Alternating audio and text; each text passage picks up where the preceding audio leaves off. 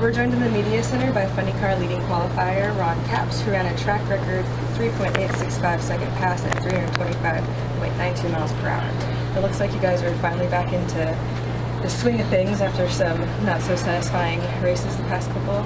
Yeah, we fell off a little bit last few races, but you know, in all the big runs that happened at Topeka, we did go 89. The one run that got us qualified 8th, which was crazy to think, but yeah, everybody's just stepped up their notch, you know, as far as performance, especially at Topeka. We saw unreal conditions, but Tobler is very calm, and we knew coming to New England Dragway, this is a fantastic track, and it's built better than a lot of tracks we go to the hold records, world records. So the concrete, they did such a great job. We knew if we could get cloud cover and good conditions, we could run that same number, and we did. And that's what's neat about Tobler and all my Napa guys. They were calm about it. They said, just we'll be okay. And tomorrow's going to be sunny, but Sunday there's a chance of rain, they said, but it's diminishing, and which means we're going to see cloud cover in good conditions. And I think that run, the 86, will be broken,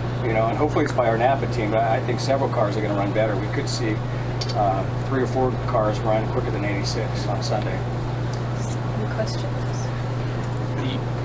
Sorry, you've had success here before, only a couple of years ago. Do you feel like you had a little something in the bag on some other people because of that, or is it far enough removed now and the weather different enough that you're kind of back to square one? No, it's funny because I put up Flashback Fridays on my Twitter and my Facebook. Are we going to get run into? Are we backing up?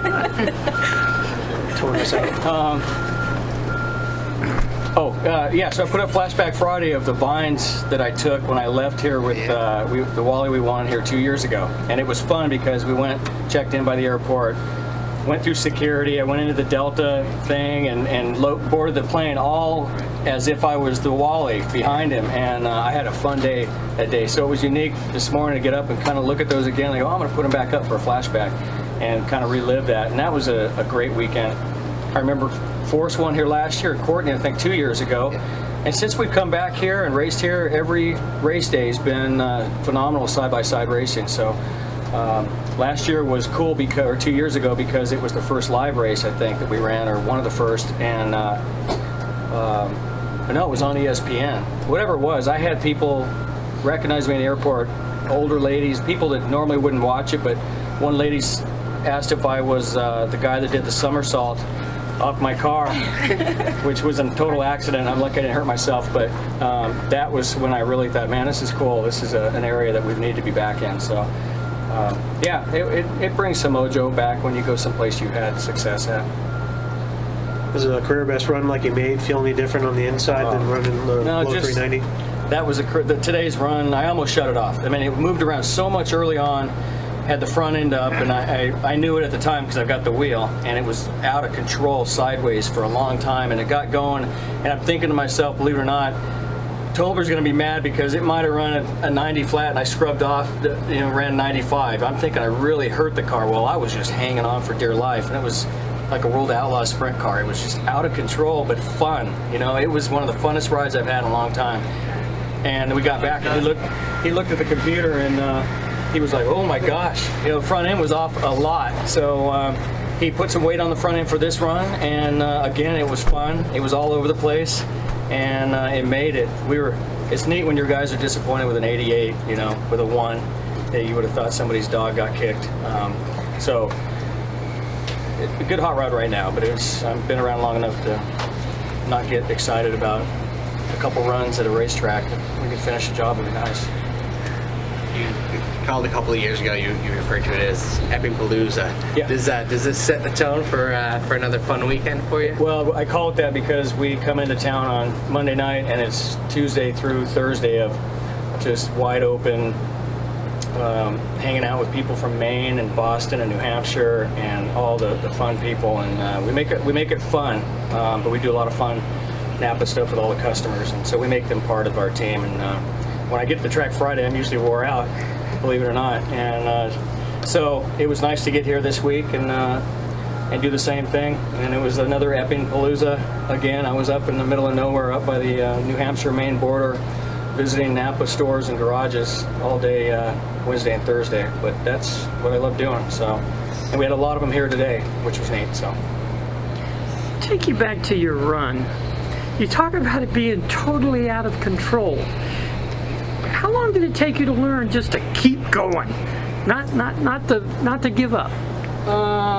It wasn't. I thought I had lost so much early on. It was so out of control early on. I'm just like, oh, I just got to give up. It's just not going to be a great run. But then when I finally got it going at about half track, it lifted the front end up again. I thought, this is running okay.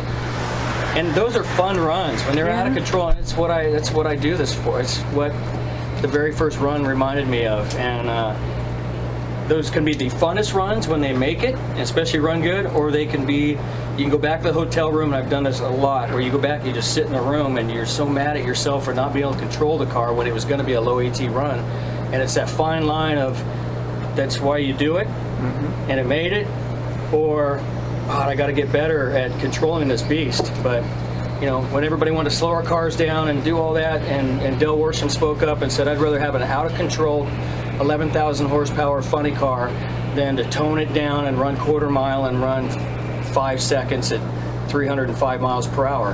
And he's absolutely right. And that today was the very reason. I just left the pit area and I told Ron, I said, this is one of the funnest days I've had in a long time.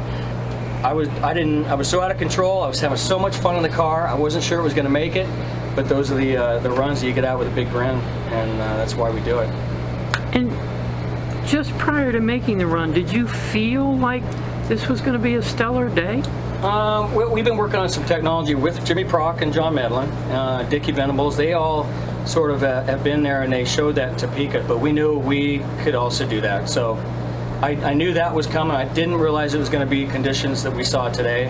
And that was a prime example of why New England Dragway is going to hold records like it does. The conditions that we saw, if they had Topeka conditions today, we would have been running 84s, 85s. I mean, it wasn't even stellar conditions as far as the weather, but the track is so good.